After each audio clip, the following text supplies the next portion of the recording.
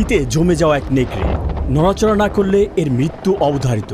কল্পনা করুন এমন একটি গ্রাম যেখানে তাপমাত্রা নেমে যায় -71.2 ডিগ্রি সেলসিয়াসে।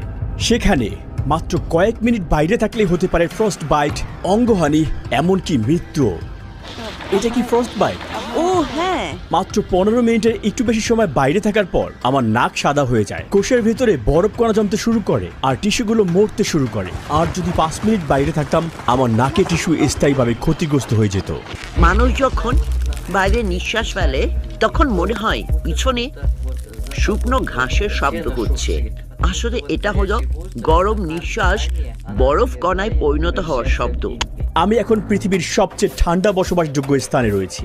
এটি হলো ওইমিয়াকন।